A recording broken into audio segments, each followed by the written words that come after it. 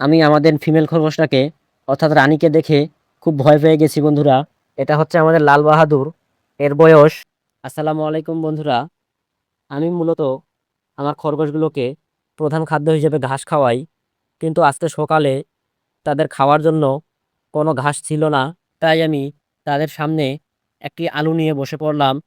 আলহামদুলিল্লাহ, তারা আলুটা দেখা মাত্রই প্রতিযোগিতামূলকভাবে খাওয়া শুরু করে দেয়। তো তারা আলু খেতেও অনেক পছন্দ করে, কিন্তু অতিরিক্ত আলু খাওয়ালে তাদের পেট খারাপ হওয়ার আশঙ্কা বেড়ে যায়। তাই আমি সচরাচর আলু খাওয়াই না। তো যাই হোক, তাদের দিনের খাবারে 80% ঘাস দেওয়াটাই সবচেয়ে ভালো। তাই আমি তাদের জন্য এখন ঘাস সংগ্রহ করতে যাব। তো বন্ধুরা, আমি তাদের জন্য ঘাস সংগ্রহ করে এনেছি এবং তাদেরকে দিয়েও ফেলেছি।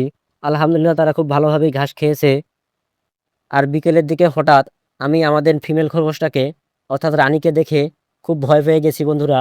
কারণ দেখুন, সে কিভাবে শুয়ে আছে। আমি দেখে মনে করেছি যে সে আবার কোনোভাবে মারা গেল নাকি। তাই আমি আস্তে আস্তে তার কাছে এগিয়ে যাচ্ছিলাম ভালোভাবে দেখতে। তো হঠাৎ দেখতে পেলাম যে সে মাথাটা চট করে উঠিয়ে ফেললো। এ থেকে বুঝতে পারলাম সে ভরপুর ঘাস খাওয়ার পর বিশ্রাম নিচ্ছিল।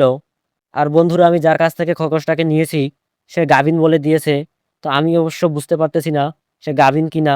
তবে আমি একটা জিনিস লক্ষ্য করলাম যে সে তার ঘরের মধ্যে প্রচুর গর্ত খনন করতেছে এবং নিজেই সেই গর্তের মুখ মাটি দিয়ে ভালোভাবে বন্ধ করে দিচ্ছে। আবার লক্ষ্য করলাম সে ঘরের মধ্যে ঘাসের টুকরো সহ বিভিন্ন আবর্জনা নিয়ে যাচ্ছে।